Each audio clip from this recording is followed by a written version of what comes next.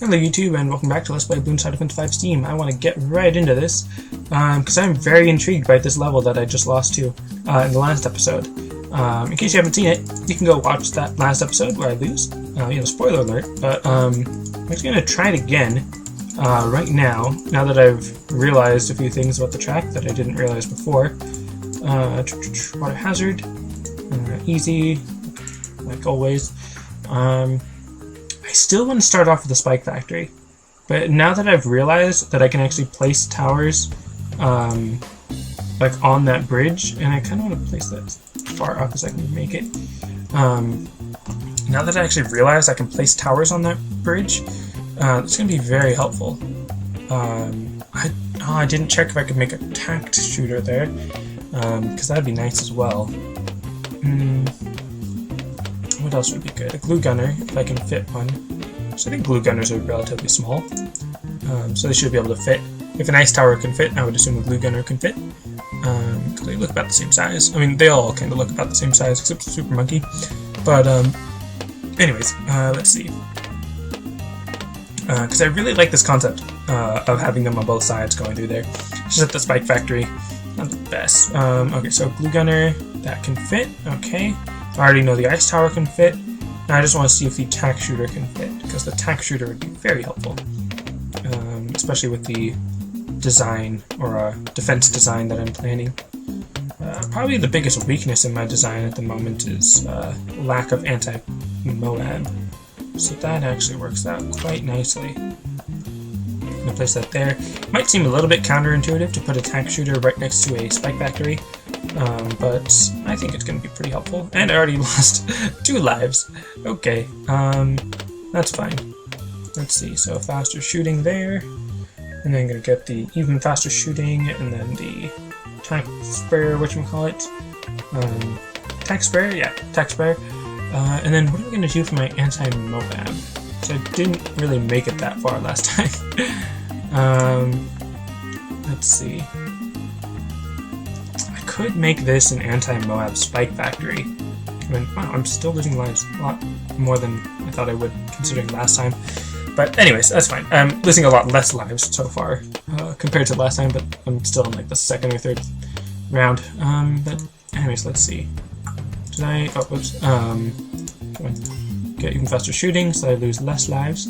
And then increase the range a little bit, because I think that's helpful, but I'm not entirely sure. I'm never entirely sure how much the extra range actually helps on the tack shooter, because it really doesn't give that much range. But anyways, so let's see. Let's save up for the tack sprayer, because that's going to be very helpful as well. So anti-Moab. I could use snipers. Snipers are always nice anti-Moab. Bomb towers are definitely more specifically good at anti-Moab. But let's see. What else would be good anti-Moab? If I had tier 4 balloon chipper, that would be perfect. But unfortunately I don't. I think I will just go with the anti-Moab spike factory, and then some ice towers behind it with some rings of fire or something, if I can actually afford that much. But let's get the extra range, because why not? So that should be good. That should be enough to defend me for a while. I could use some glue gunners for temporary lead popping with their corrosive glue and all that. But I do want to upgrade the spike factory pretty soon. Although that tack sprayer is doing very nice right there. So let's see. The next thing I'm going to worry about is camo balloons, although I've got the spike factory, so I don't need to worry about camo balloons. Then the next thing, technically the next big issue, is the clumps, or the clumpy stream, which would be the, it's not really a clumpy stream, it's just a stream, on round 27, right before the lead. But I think the tack sprayer should be enough for that. It's probably enough. And then if I do get a glue gunner, if I can upgrade it into the glue splatter before round 27, that'd be enough. At the moment, it doesn't really look like I might have enough. Well, maybe. It's about 10 rounds, so it's actually, yeah, I should have enough. So I might as well get the glue gunner now. place that about here. This is going to be a very specialized defense, because each of these defenses, or towers, are obviously, like I said, going to be specifically designed for a specific task, or a special task. The Ring of Fire is going to be the main lead popping, so I don't have to worry about the 750 upgrade for the Spike Factory, because I'm not going to be upgrading it into the Spike Ball Factory. I'm going to be upgrading it into the Moab Shredder Spikes, so that I have some anti-Moab, because that's specifically what it's good at. The Glue Gunner is going to be more specifically for defense, as in like just slowing it down so that all the balloons are actually being hit by the Ring of Fire and the Spike Factory. And I'm going to be placing an ice tower behind the Spike Factory, so that the ceramic balloons that come out of the Moab that would be being popped, or would be getting popped by the Moab Shredder Spike. Oh, nice. Okay, I was like, am I gonna actually lose a life right there? But apparently not. So let's see. I don't need glue splatter yet. Right now, the glue is specifically a lead bursting, or lead popping, lead buster, I suppose, at the moment. The Ring of Fire is going to become my lead buster, but at the moment I just need a glue gunner for that. So, let's see. I'm gonna get the faster production, obviously, and then get the even faster production, so that my safety net as well is also stronger. And then, let's see, after I get the even faster production, I really don't, like I said, I don't really need the Ring of Fire yet, because the glue gunner will be able to pop the lead balloons. The only problem is that it's not going to be popping it very quickly, in comparison to where the Spike Factory is, so I may end up getting the white hot spikes anyways. But let's see, because it should be coming up soon. Because I can't see what round it is, but I know it's close to round 28. It's close to round 27, actually. I mean, obviously, if you're close to round 27, you're probably pretty close to round 28. Oh, this is round 24. So in that case, now it's round 25. Let's get some regrow balloons right there. As much as I would think that the 2,125 for the Ring of Fire sounds expensive, I don't really feel like the glue splatter for 1870 is as expensive in comparison. Obviously, it is like 1 to 200 less, but I don't know. There's like the 2,000 seems a lot more expensive for some reason compared to the 1870. But then, of course, as soon as I say that, I feel like 1870 seems a lot more expensive. But I don't know. I just back and forth on that. But let's see. So I got about 1,000. Not sure if I want to go with the glue gunner as my specific anti-lead. Gonna be getting the red hot spikes just to be safe, because I know the glue gunner isn't gonna be super amazing against these lead balloons. So let's see. That actually wasn't that bad. I don't think I did need the white hot spikes for that, but oh well, better safe than sorry. I've only lost 6 lives, so it's definitely better than last time where I was just constantly losing lives. So let's see. Next on my agenda would have to be the... what would I use? Next on my agenda would have to be the Moab Shredder Spikes. Or the Moab Shredder Spikes, because right now I have the lead popping with both the glue gunner and the white hot spikes. I have the general poppage because of the tack sprayer and the Spike Factory, although as you can tell it's not that amazing. Then actually my next thing would be the Ring of Fire, so that I can take care of those, take care of all the balloons a little bit more effectively as soon as I can get it. There we go. And I really like that it's just a massive, not massive, but a big AoE, nearly constant damage. It's very nice. And then next I do need to work on the Moab Shredder Spikes, because the Moab is going to be coming up in about 10 rounds, about 13 more specifically. So I'll need to worry about that. The glue gunner at the moment really isn't that necessary anymore. So I think I will get rid of it. Because the glue gunner was specifically trying to be a anti-lead, but now I have 2 other towers that are also better at anti-lead than it is, so I don't really need to worry about that. The glue gunner was also just to help slow down balloons in general, but again, I don't really need that at the moment. Right now I do need the Moab Charger spikes, and then the ice tower behind the spike factory, which will be upgraded, of course, to the Arctic Wind as soon as I'm able to. So let's see, 2550. Should be getting that in a moment. Right there. Alright, so now I've got Moab Charger spikes. And I'm still losing some lives. Wow. I guess the glue gunner would also be helpful for the for like the higher tier balloons, I suppose. But get an ice tower as soon as I can. Right there. And then just upgrade it, like I said, as soon as I can. The Arctic Wind will also be able to increase its range enough to help slow down balloons before it gets to the, well, not necessarily before it gets to the Ring of Fire, because the Ring of Fire's range is pretty far in comparison to where the Arctic Wind would be, but it would also help, like I said, with the Spike Factory, or like I was going to say, with the Spike Factory, although it is very expensive. Not sure if I'm actually going to be able to get that by the time the Moab class balloon comes. The Moab, because there's no other Moab class balloons on easy. And then also the Spike Factory is my only camo defense, which is quite a bit of a weakness. So let's see. Still losing some lives. If I could get a monkey village right there, that'd be great, but unfortunately I cannot. Oh wow, I'm really losing lives right now. I might actually lose right here. Oh boy, I did lose right there, wow. So that didn't work. Huh. I was actually really expecting that to work.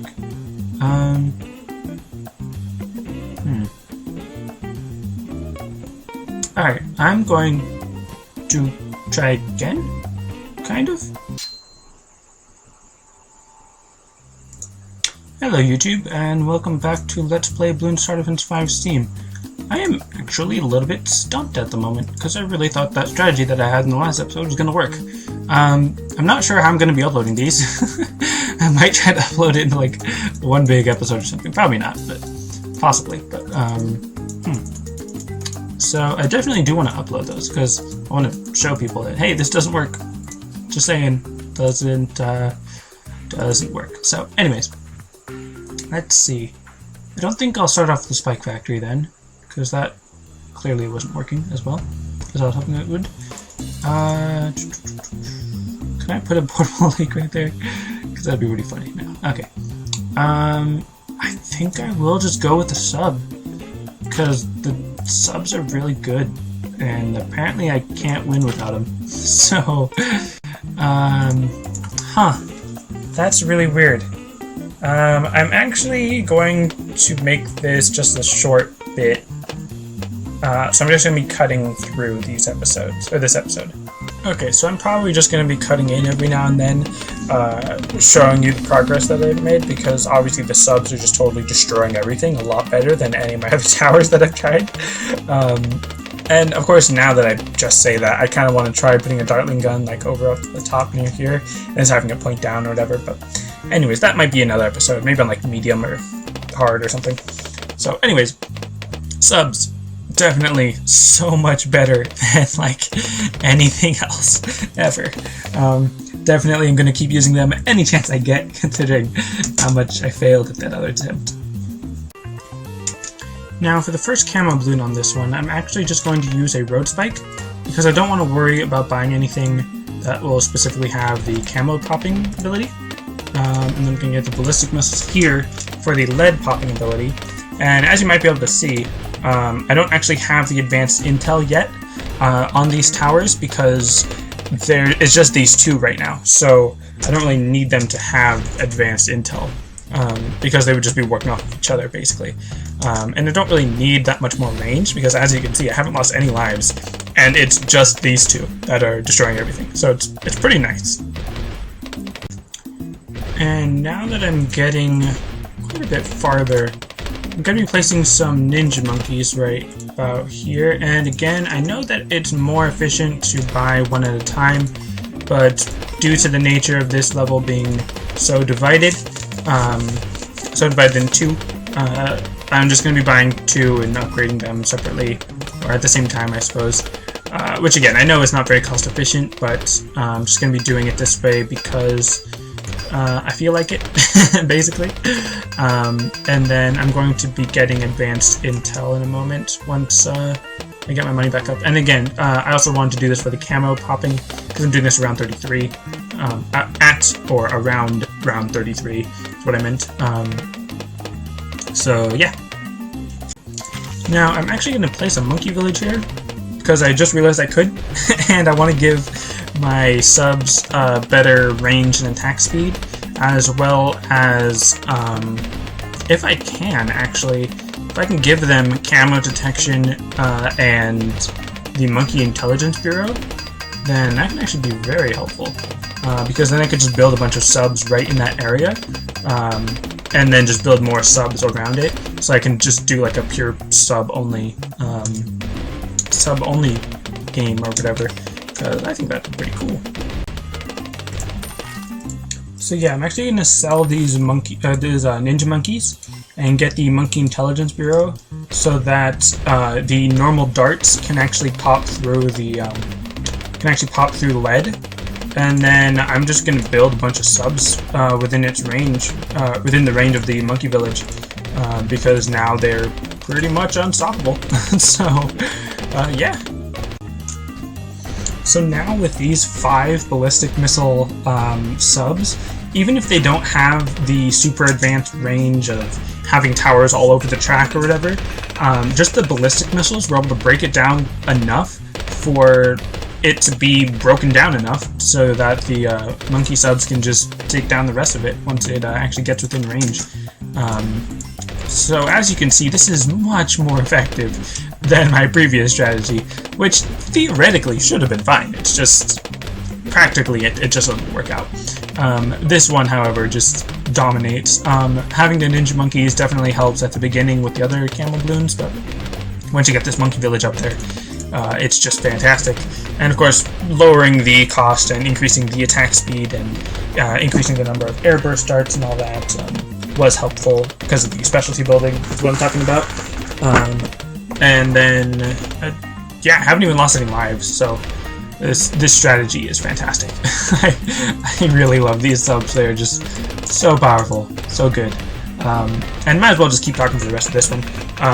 And if you're interested, if you think that the way that I did this episode, or this little portion of the episode, I might just tag this on to the end of the last one.